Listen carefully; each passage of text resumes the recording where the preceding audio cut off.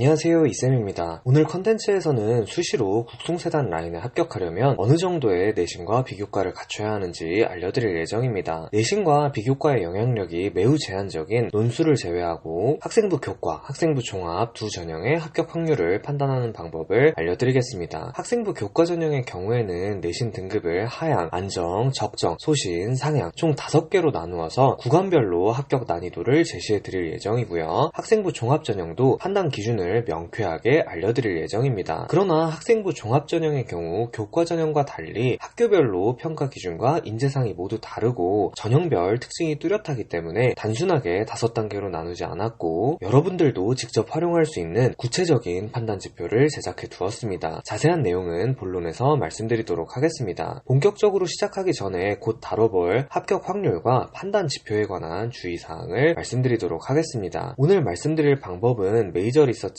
수시 컨설팅 프로그램인 메이저 전략 솔루션에서 쓰는 방법과 완전히 동일하다기보다는 아주 많이 간소화 및 보편화시킨 방법이라고 생각하시면 됩니다. 메이저 전략 솔루션 안내 공지에 상세하게 나와 있듯이 솔루션에서는 실제 대학교의 정량, 정성평가 방식과 마찬가지로 생활기록부대의 여러 정량 지표와 비교과를 연계하여 서류에 대한 신뢰도와 함께 여러 학생부 종합전형 평가 지표를 활용합니다. 다만 이러한 방법은 솔루션 진행자들을 위한 방법이기도 하고 소속 학교 양상에 따라 가지각색으로 발현되어 영상을 통해서 모든 내용을 전달하기에도 무리가 있기 때문에 오늘은 댓글 기반 모의 정식 컨설팅 컨텐츠처럼 개별성보다는 보편성에 집중하여 말씀드린다고 생각해 주시면 됩니다. 그러면 본격적으로 시작해 보도록 하겠습니다. 먼저 별 개수당 지원 난이도를 직관적으로 말씀드리겠습니다. 별 5개 하향 지원의 경우 메디컬을 제외하고 일반 학과 중 작년 커트라인이 가장 높은 학과의 70% 컷 이상을 의미합니다. 국송세단의 경우 메디컬이 딱히 없기 때문에 실제로 가장 커트라인이 높았던 학과의 70% 컷을 기준으로 설정했습니다. 매년 입결은 변동하기에 하향 지원이라고 해서 반드시 합격하는 것은 아니지만 작년 기준 모든 학과에 합격할 수 있을 정도로 합격 확률이 매우 높다고 보시면 됩니다. 별 4개 안정 지원의 경우 최근 인기가 매우 높은 생명, IT, 반도체, 상경 계열 등의 인기 학과의 작년 70% 컷 중간값 이상을 의미합니다. 즉 완전히 안심할 수는 없지만 합격 확률이 매우 높은 구간이라고 이해하시면 됩니다. 다음으로 별 3개 적정 지원은 전체 학과의 작년 70% 컷 중 중간값 이상을 의미합니다. 이 구간의 학생들은 충분히 합격을 기대할 수 있지만 그렇다고 안심하시면 안 됩니다. 떨어져도 전혀 이상할 게 없고 붙어도 전혀 이상할 게 없는 구간이기 때문입니다. 안정이나 하향 지원을 하나는 잡고 가는 것을 추천드립니다. 별 2개부터는 합격이 쉽지는 않습니다. 비인기 학과 중 70% 컷의 중간값 이상을 의미합니다. 가치관에 따라 견해 차이가 있을 것 같아서 비인기 학과의 목록을 굳이 언급하지는 않겠습니다. 다만 이 구간인데 지원을 희망하신다면 확실하게 인기가 적은 학과에 지원하거나 또는 확실한 하향 카드 하나와 함께 지원하시길 바랍니다. 마지막으로 별 1개는 전체 학과 중 예외적으로 펑크가 난 경우를 제외하고 커트라인이 가장 낮은 학과의 70% 컷이 기준입니다. 그렇기 때문에 여기에 해당하는 경우 합격 확률이 0%는 아니지만 이쌤은 지원을 추천드리지 않고 싶습니다. 별 0개에 해당하는 경우에는 당연히 더더욱 추천드리지 않겠고요. 이제 각 학교별로 간단하게 살펴보자면 세종대학교의 커트라인이 가장 까다롭고 숭실대학교의 내신 등급이 국민대학교는 물론이고 세종대학교보다도 조금 더 낮게 형성되어 있다는 것을 확인해 보실 수 있습니다. 그러나 단순하게 보이는 것만 생각하시면 안 되는 게 최저 등급으로 인한 차이도 존재하기 때문입니다. 말씀드렸듯 표에 나와 있는 수치는 작년 70% 컷이 기준인데 올해는 숭실대학교가 최저 등급을 부분적으로 완화했고 반대로 세종대학교는 최저 등급을 강화했습니다. 물론 숭실대학교와 최저 등급이 완전히 똑같아진 것은 아니지만 두 학교 사이에는 약간의 선호도 차이가 존재하는 게 사실인 것을 감안했을 때 숭실대학교와 세종대학교를 지원하실 분들은 두 학교의 내신 등급을 종합적으로 모두 고려하는 것을 추천드립니다. 국민대학교와 단국대학교는 작년과 크게 달라진 부분은 없으니 표에 있는 수치를 그대로 받아들이셔도 괜찮습니다. 다음으로 학생부 종합전형의 합격 확률을 판단하는 방법을 알려드리겠습니다. 일단 여러분들이 반드시 가져야 할 기본적인 마인드셋부터 말씀드리겠습니다. 이는 바로 교과 전형을 쓰는 학생들은 바보가 아니다 라는 것입니다. 무슨 말이냐 하면 학생부 종합전형에서도 당연히 학생부 교과 전형 합격자만큼의 역량을 갖춰야 합격할 수 있다는 것입니다. 기준이 다를 뿐 실력 실력은 똑같아야 합니다. 그렇지 않다면 당연히 학교에서도 더 우수한 학생들이 많이 뽑히는 전형만 남기려고 할 것입니다. 즉 내가 교과로 합격하기에 부족한 만큼의 내신을 비교과로 만회해야 합격할 수 있다는 뜻입니다. 서론에서 말씀드렸던 간소화된 비교과 판단 방법을 지금 말씀드리겠습니다. 예를 들어서 내가 국민대학교 자동차공학과에 학생부 종합전형으로 지원하고자 합니다. 그리고 나의 내신이